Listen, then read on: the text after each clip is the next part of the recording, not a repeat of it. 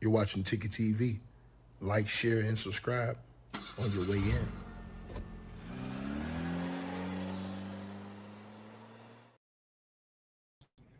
All right, y'all. Salute everybody tapping in, like, share, and subscribe. Man, boy, this man Boosie, man, I know he got to be 1,000% heated about this situation, man. And I would too if I was Boosie, but he got to be 1,000% upset based off of the situation that's ongoing right now.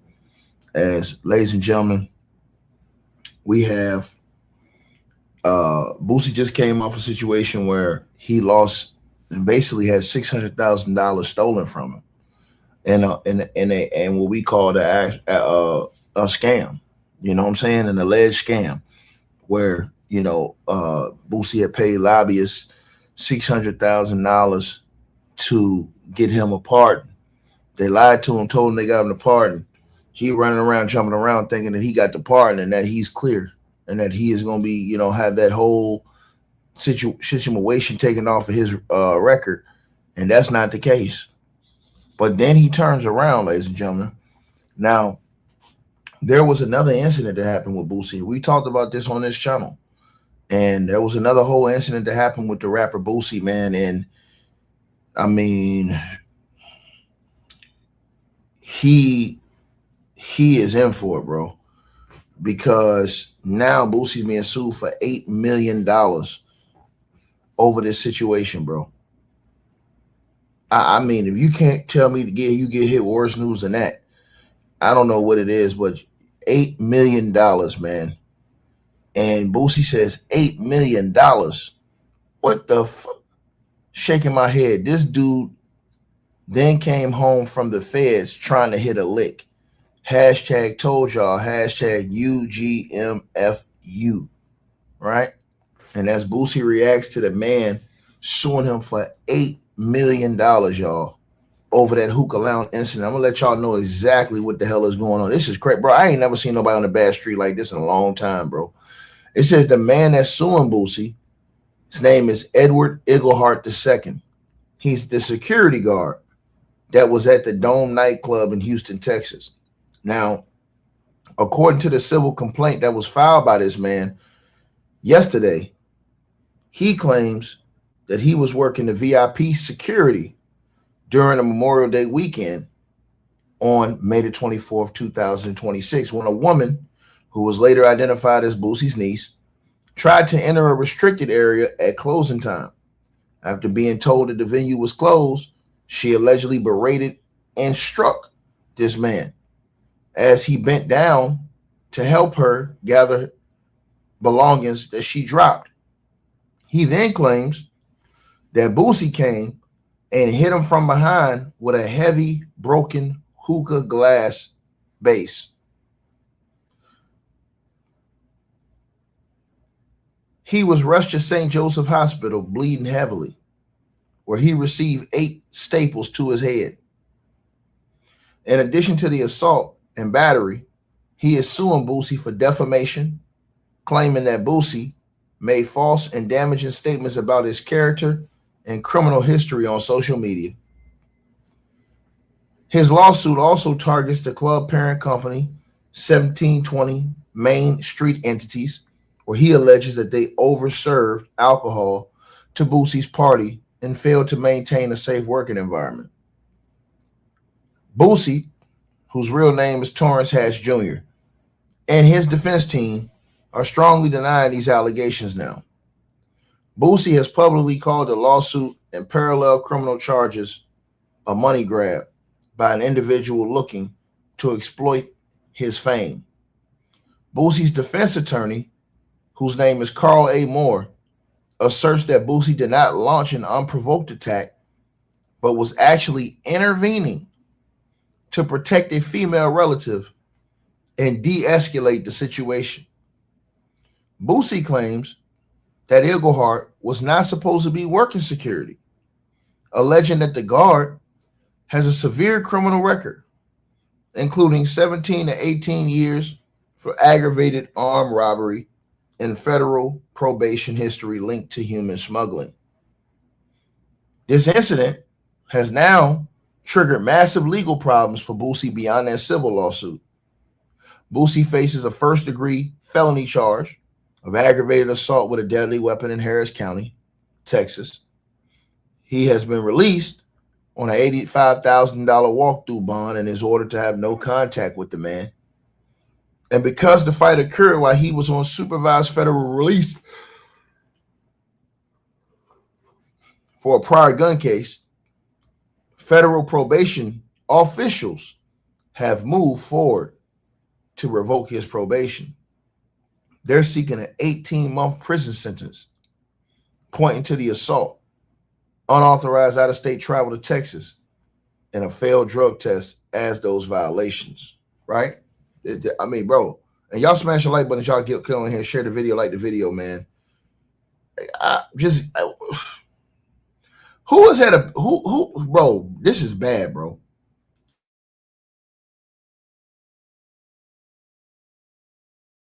I mean, when you think about it,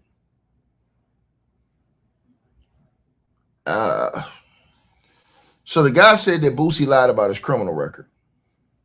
Well, I found some information about the criminal record. He does have a criminal past, but it's not as extreme as or exactly as Boosie publicly described. So basically, following the allegations, Mr. Iglehart, he addressed his past on social media, admitting that he has a record, but stating that it's not as bad as what people think. Now, the actual facts behind his history with Boosie's public claims are as follows. Boosie claims that he served 18 years in prison for aggravated armed robbery with a deadly weapon. Now, while Iglehart does have a past felony record in Texas, public records show that Boosie heavily may have exaggerated the timeline and severity of the charges to damage the guard's credibility. This is what the reports are saying. Yahoo.com. It says Boosie alleged, right, that Iglehart was a federal probationer, right, who had been caught at the border a couple years back smuggling women out of the country and in the country, right? Because Boosie went to social media to blast these highly specific, exaggerated claims, the report says, to millions of followers, Iglehart added a defamation to the account to his lawsuit. And his legal team argues that Boosie intentionally weaponized and twisted the guard's actual background to launch a public smear campaign, ruin his livelihood, and paint him as a dangerous criminal just to justify the hookah attack. Now, ultimately, while his past record is real, his legal team maintains that it absolutely has no bearing on his right to a safe workplace or the fact that he was hospitalized with 8 stitches after being hit from behind. So he's basically saying, man, look, that shit Boosie talking about don't got nothing to do with this. What happened in this club, right?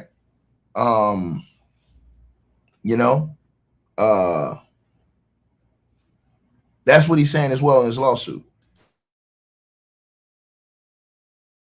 So this thing, again, is wild, man. It's wild, bro.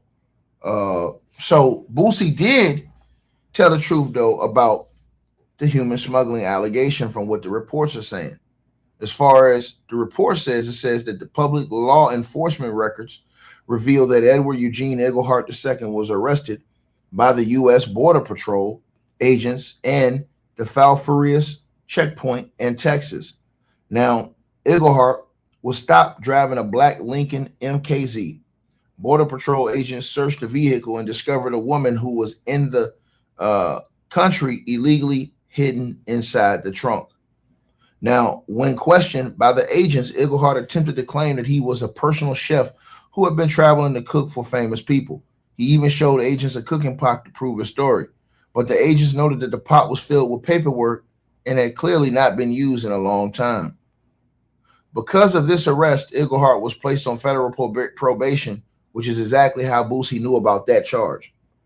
So while the human smuggling arrest is real, Iglehart's team filed a defamation suit because Boosie distorted the facts, what they're saying, on the social media to make it sound even more severe than what it was. So Boosie claimed that Eaglehart was caught smuggling multiple women back and forth across the border, right? And the actual criminal complaint cited a single woman that was hidden in the trunk.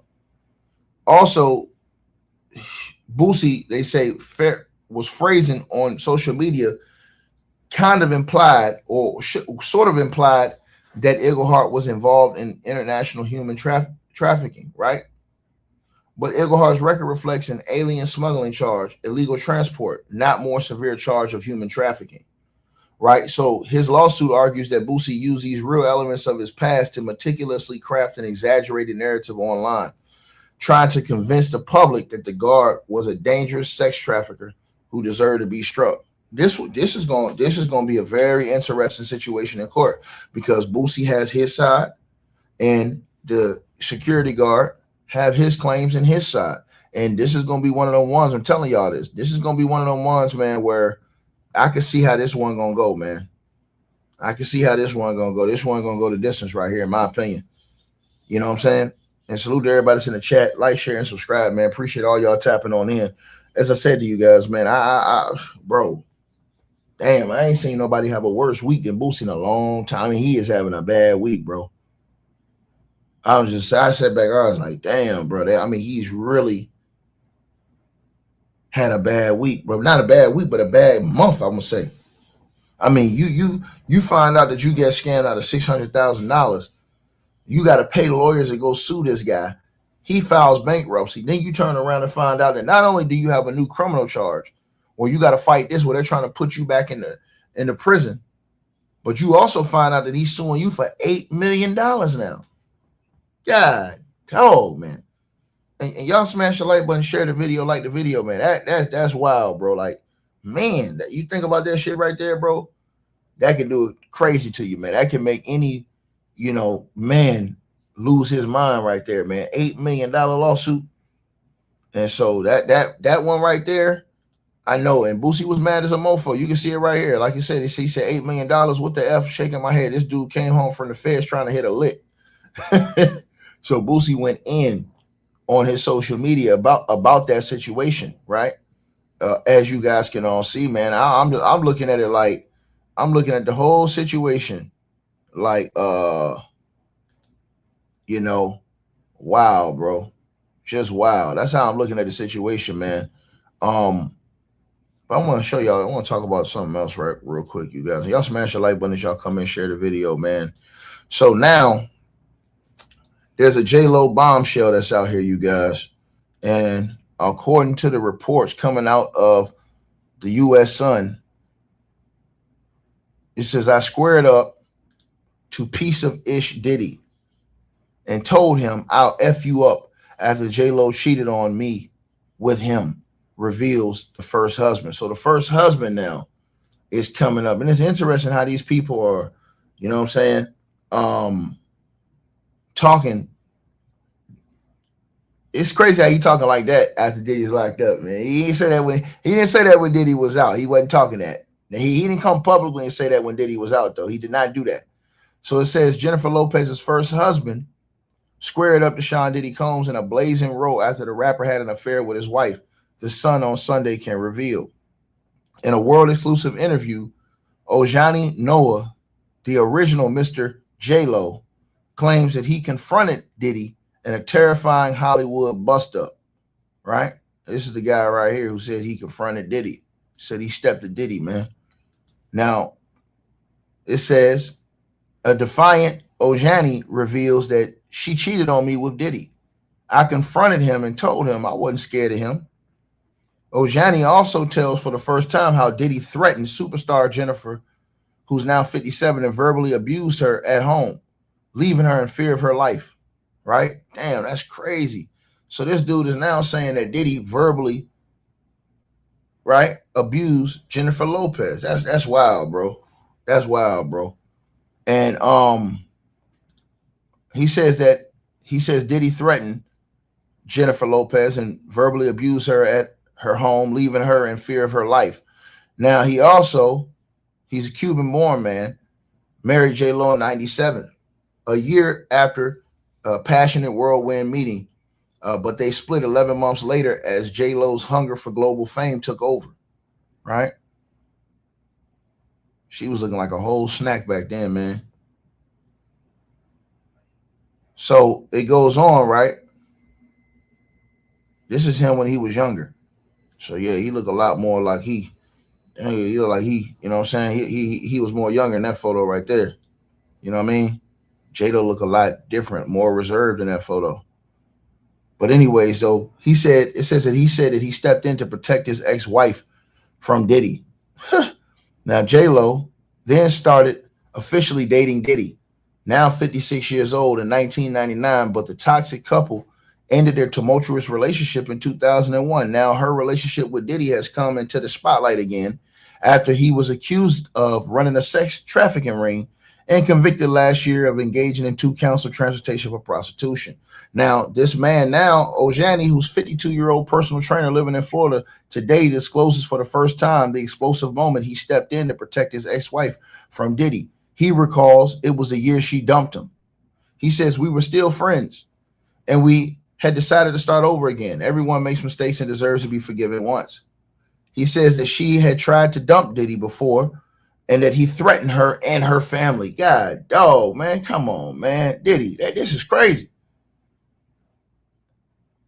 These are crazy allegations. So hold on, you guys. So it says he turned up to her assistant's birthday party in Los Angeles, right? Hold on one second, you guys. It says he turned up to her assistant's birthday party in Los Angeles.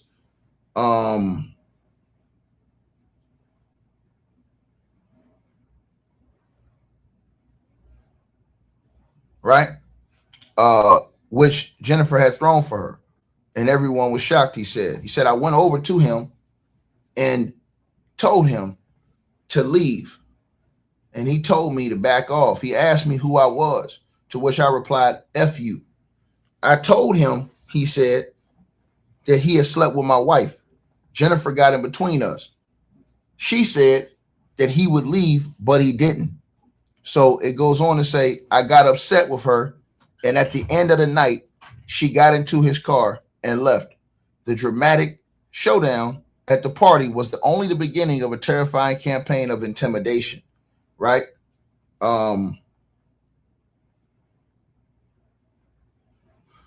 It goes on to say, Ojani says that a few weeks later, Jennifer, who has always remained notoriously tight-lipped in public about her dark history with Diddy, called him terrified, right?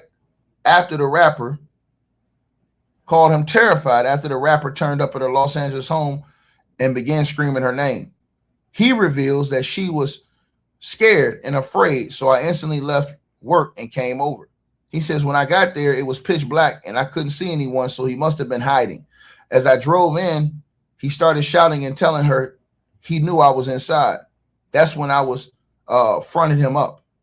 Jennifer was on the balcony and told me not to, as she was worried. She told me that he had guns, but I told him that I would F him up. She said he was going to call the cop, or she was going to call the cops, but a neighbor must have called them as they turned up and Diddy ran away, he said, right? So it says that she had said to me before that he could do bad things, but I told him to his face that he was a coward. That's why when he was always with bodyguards with guns, because anyone could take him one-on-one. Ojani arrived in the U.S. illegally, age 15, after making a 90-mile trip from his home Cuba to Florida with 6 friends on a homemade raft. Washing dishes at a Latin pop singer, Gloria Estefan's Miami restaurant, Lario's on the beach, the ambitious 22-year-old worked his way up to becoming a head waiter. It was there where he first locked eyes with J-Lo, then 27 years old. The pair hit it off immediately, and Ojani packed up his life to move to Los Angeles to be with her. He famously asked her to marry him with a diamond ring during the crowded wrap-up party for her breakout film, Selena. Lucrative offers came flooding in from J-Lo from the entertainment industry, including a multi-million-dollar record deal from Sony Music mogul Tommy Mottola. But that meteoric rise to the top was the moment things started to unravel between the newlyweds. Ojani says everything was great and we were so in love. I was in charge of launching a nightclub in LA called the Conga Room, which was part owned by Jennifer, while she went off to make her debut album on the 6th in New York and Miami. That was when Diddy was drafted in to help produce several tracks. They knew each other before the media reported that they did. She started hanging out with Diddy more and more, and I started seeing her less and less. Then the rumors started. I still had a lot of friends working in Miami hotels who would call and say they had seen them hanging out together and leaving together. She would tell me it was just work, but then a picture appeared in the U.S. magazines of her sitting on Diddy's lap at the pool in Miami Beach Hotel. We started to fight really bad as I knew she was cheating on me. Right? Damn, this nigga went in on this article, man. He said, desperate for answers. He says he took a 6-hour flight from LA to Miami to sneak past security in the J-Lo's luxury hotel suite. He waited for hours to challenge her face to face. She was on her own, he said, but she was shocked I was there. I told her again she was cheating, and we got into a massive fight. The next morning, she went to the studio. I went back to Los Angeles. She rang me and said I couldn't do that again. As the marriage crumbled, Jennifer's public relations machine was working overtime to present a picture of domestic bliss to the world. Ojani says in an appearance on Oprah Winfrey Show, where a beaming J-Lo told millions of viewers that she was happily married, was the final straw. When we went to the Oscars and she was using me so that she could pretend to everyone that everything was okay, it wasn't, so we got divorced. It was the first of Jennifer's 4 divorces. She went on to marry dancer Chris Judd, music star Mark Anthony, and actor Ben Affleck. Something wrong with Jennifer Lopez. And I'm going to just say this. I don't give no excuse to nobody getting abused or assaulted in any way, but something's wrong with Jennifer Lopez, bro. She can't keep a man. It's like she's not stable in her situation to keep a man. She needs to analyze herself and see what the hell is wrong with you. Because you damn near 60 years old, run around like this. And this is not to shame her, but I'm telling y'all, man, when you see stuff like this, it should bother you. It should bother you when you see stuff like this. Why do I say that? Because it's true. I say it because it's the truth. Jennifer Lopez been running around here on borrowed time. Right? And don't nobody want to deal with that. No more. People tired of dealing with that shit, man. I'm telling y'all this, man. Real talk. And I feel bad if that's the truth, because that's a sad situation, but I'll be damn, man. Like, bro, this woman, every time I turn around, bro, she's into something different. It's like, I'll tell you the truth. If I was a man, ain't no way I'd think about walking down the aisle with that woman, man. You don't already walk down the aisle 4 times. You think I'm finna walk down here? You think if I'm the family members, I'm not even going to another wedding. How many weddings are you gonna drag everybody to? That still don't get no excuse if Diddy did that shit to her, which I can easily believe that is true. But J-Lo, man, I'm telling you, man, I be tired of hearing her name sometimes. I don't know why the media keep following her, man. Like, real talk, man. And I'll just keep it real with you, man. You know what I mean? So, again, man, guys, y'all let me know what y'all think, man. You know what I mean? Like, share, and subscribe, man. Salute to everybody that's tapped in. I'll be back later on, man. Y'all know what it is, man. Peace. Hey, we always appreciate the support, and if you guys want to do so, you can use the Cash App or PayPal links. They'll be in the description box below this video or pinned at the top of the comments. The top donators will be announced every month. All right, you guys, hope y'all enjoyed the video. Like, share, and subscribe. Make sure y'all cop the merch, and make sure that you get the weight loss formula. The links to that will be in the description box below this video. Check out our next video coming up right now.